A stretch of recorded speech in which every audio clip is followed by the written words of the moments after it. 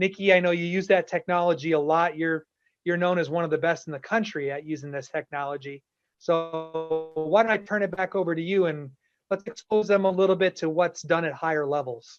So I'm going to show you what we provided to the players who, playing back-to-back matches that matter, single elimination, have to ingest information quickly. And so we've decided to go to a hitting chart on top hitters, mostly because remembering people in a short period of time is a little bit easier when we don't have walkthrough time, which we'll talk about a little bit in the execution.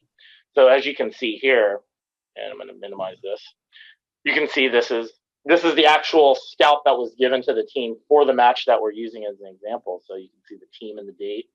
We, Todd mentioned bingo goals. So we have these generic goals that we say, if we do these in matches and we're successful every set to do these things, we should have a high chance of success overall. As you can see, the same lineup card, setter is circled, libero is identified, and we talk about serving targets. And so for our players at that level, we say, hey, find number 8, but then find number 418 if they're back row. And so there's more of a structure, even though there'll be calls. And then at this level, we say, hey, here's their lineup in terms of hitters, including their top substitute. What do they like to hit and where? So hence the simple line. And what is our scheme against it? And so at the time, we had a very simple inside hand, outside hand scheme. So when we're saying block line, what we mean is put your left hand on the ball or the inside hand on the ball. It's not actually go to the line. We're always trying to touch. And so our team recognizes that lingo or that terminology. And so when they say block line, it's a very simple way of remembering the blocking scheme against that player. Same with the libero, defend the cross. We understand she tips. And also there might be a pipe that we, in system and part of our package deal, triple block. As you go lower into this, we actually put notes about the setter. Hey, she's active. We'll dump both ways. She forces the set when off the net, so you have to stay neutral. And now we also have a little bit, and for our level, because of enough data that we have, we can say, how do they block certain shots? So for instance, with number 1 as the middle, we know she shuffles if she's beat with speed. And she'll then swing and then close, though, if there's a high ball. So it then gives a little bit of indicators to our hitters. Hey, if we're in rhythm, she's going to be late. However, if we're in an out-of-system scenario, you have to go high hand. And so we tend to give this information. I'll zoom out, and this is available to all of you, in a one-page color sheet that can define very simply the information. And I will say the white space is actually on purpose. We could fill this with a lot more information and have it. However, we wanted to just give them very quick information that they have to ingest in the span of hours to go play a match. So Todd, can you talk to us in general about how you actually deliver the scouting report to your team? So we'll take the scouting report and let's just say, for example, it's the rudimentary, 6 boxes handwritten. We'll hand that out to the team and then we'll get some film. So the team can add a picture to what they're seeing on the paper.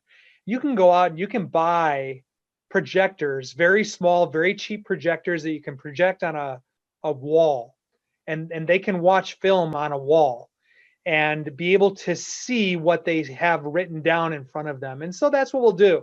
We'll hand out and we'll go through rotation by rotation. We'll emphasize any points that we need to emphasize. We might talk about some potential matchups. For example, okay, setter, you're probably going to have this left side hitter. Make sure you're paying attention to her. Or this left front, you might have this middle blocker hitting the slide. Make sure you notice where she hits the ball. We might bring some of that stuff up if we have a pretty good idea what the matchups are going to be. If we don't, we talk about it really general and make sure that all the team understands exactly how the opponents might do their offense and how we might have to adjust. Why don't you tell us a little bit about some other ways you might do it?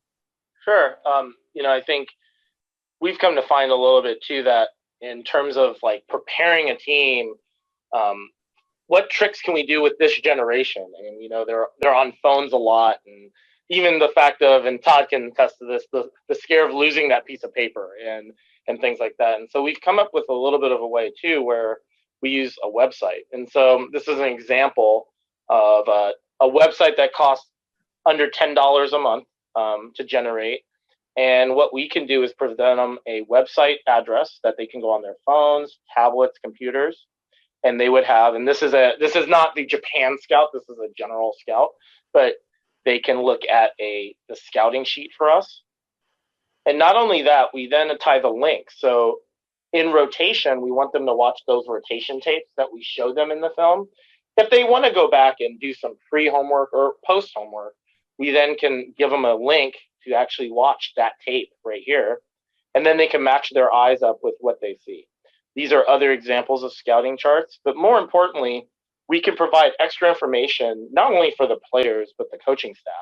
So for instance, this is the opponent's serve by rotation, so that the person in charge of our serve receive can look very simply at those passes.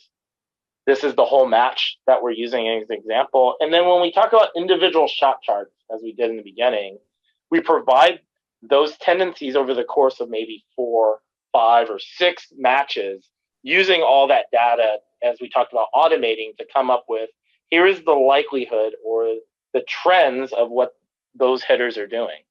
And for our players to be able to see a graph and then show them those examples without them having to search through so many things, they can just click right here and say, okay, number 11, this is USA, hits a line that you can see clearly here in a go. Let me watch that so I can see it with my own eyes and then train my reading skills, which I think is one of the predominant skills we can use in the game today.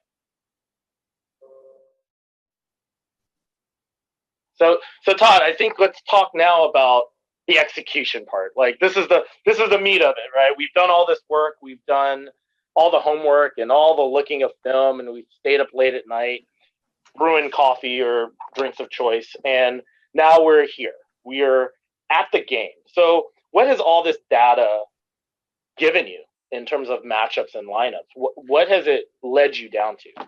Well, the very first thing I want to do after I have all this data, I know side out percentages. I know us as a team. I know what our side out percentages are. I know what our serving percentages are. I can start to build what I want the matchups to be. So often teams just say, okay, we're going to start rotation 1 and that's it. And I think when you're really looking at trying to build runs, you may not just start in 1. I think if you look at us, you look at many teams, sometimes they start in 1 or 3 or 5 or 6. It's all based on matchups.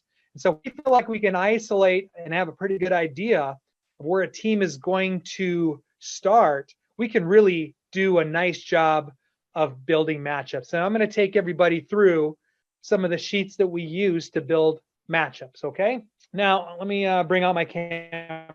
This looks like a pretty complicated grid, and it's not, right? So all I've done here is I'm going to show you how we build matchups.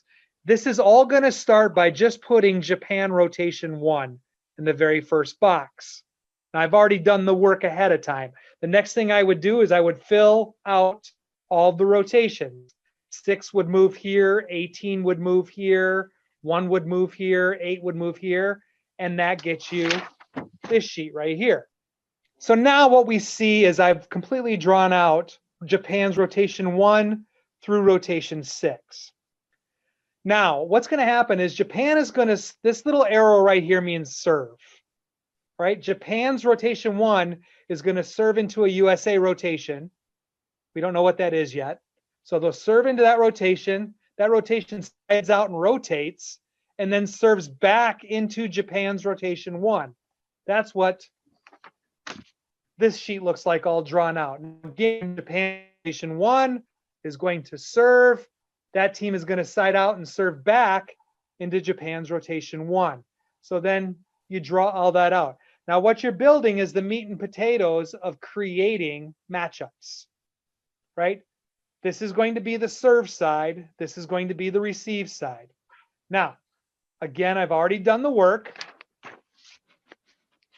And what I've decided after looking at all the data is that we want our rotation 5 serving into Japan's rotation 5. Our rotation 5 is our best serving rotation. Rotation 5 is a pretty strong receive rotation. So we're going to try to neutralize that. So that's how I'm going to start the matchup. I'm going to say USA. This is USA's lineup. We want them serving into Japan's rotation 5. All I would do from there is I would then fill in the rest of the boxes. That's what this page looks like right here, okay? So we've got our rotation 5 serving into their rotation 5. I made a little note of that down here to remind myself of why I chose this. Then I filled in everything else. So we know Japan is going to be serving into our rotation 6. We know that we're going to rotate. We know that our 1 is going to be serving into their 1. We know that our 2 is serving into their 2, etc., all the way through. We know that just by how it's written out. Okay. The last thing I do, and I don't want to freak anybody out, I'm going to get all nerdy on everybody, and I don't want to lose anybody. But the other thing that I really like to do is I like to highlight the rotations that the opponent starts in. We said Japan will serve in rotation 1. They will receive in rotation 1. Well, what does that mean? If Japan is serving, we want to start in rotation 6. You see the setters up there, rotation 6. Okay, if we are serving to start the game, we want to serve in rotation 1 because Japan receives in rotation 1. So that's how I decide how I'm going to start, what rotation I'm starting with serving or receiving. The last part of the scouting report that we'll do is not only do the players see it on paper, might watch it on film, we do what we call a throw through, and we do this just before the match. It takes no more than a half an hour, and we might take what we think the matchups are going to be. So say it's our rotation 1 against their rotation 4, and rotation 1, the server will just simply throw the ball over the net. Somebody on the other side of the net will catch the ball, toss it to the setter, so we make sure we have a perfect pass every time. Setter will set a ball. We'll make sure we set up our block and our defense and make sure it's correct. So our team will actually get to take a look at the opponent's routes, what they're running, and we'll be able to get our block and our defense managed. Are we playing 2x2 in the defensive base? Are we going to back it up to 3? Are we going to play middle up or middle back? We're going to go through those. Not only do we do it based on the matchups we think are going to happen, we'll throw 5 balls and then we'll flip-flop. We'll go front row, back row, switch. So the other side gets to see the same plays just in case something crazy happens in a match. One thing I want you to kind of expand on, as we talked about a little bit, is also base packages, kind of who you are as a team. And then now you're playing an opponent that may or may not fit with how you offensively or defensively play in general. How do you slowly integrate certain skills and subsets of technique and strategy in your weekly practices? What we'll do is we have our base package. We know who we are. We know where our blockers set up in their base. We know where our defense sets up in our base. And then we take a look at what the opponents are going to run against us. And we say, is our base good enough to slow that down? If it is, great. If not, what adjustments do we make? Do we split out the left front blocker? Do we split out the right front blocker? Do we bunch block more? Do we widen the base defense? Do we drop the position 6 player back towards the baseline? Those are all little subtle adjustments you might make rotation by rotation against your opponents based on what they can do.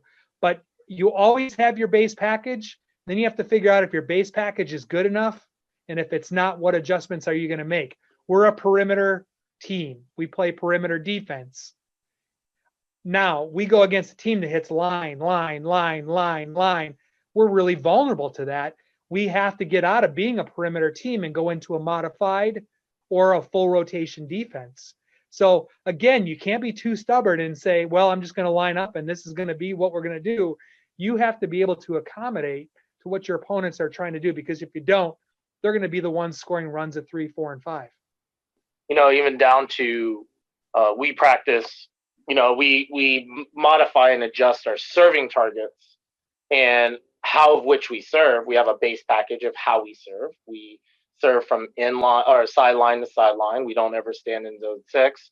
And maybe early on we'll reward in a drill without telling them it's part of the scout certain actions, whether it's a short serve, maybe it's a line-to-line serve. That will then be incorporated as part of this serve block plan that is the big master plan. And so some of this work being done early can help you with your practice planning to give you some of that time back so that you can execute this in the end run. Well, Todd, this has been wonderful. Thanks for your time. And to the people that are watching this, thank you so much for, one, your continued support of the AVCA, but also two, just your continued journey of trying to learn a little bit more. I think our sport becomes better when people like you engage and interact. And so speaking for Todd and myself, thank you, but also too, like, reach out if you ever have questions about anything.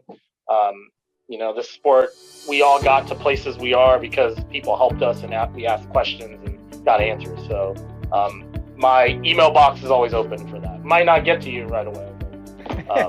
And same thing for me. And write down your questions, and Nikki and I will be right here to help answer those questions for you. And we're always here for resources because, like a lot of coaches, we just want the game to be better. We want it to be more enjoyable for everybody, and that's why we want to share as much information as we can. Awesome. Well, thank you guys, and have a great day. Thank you.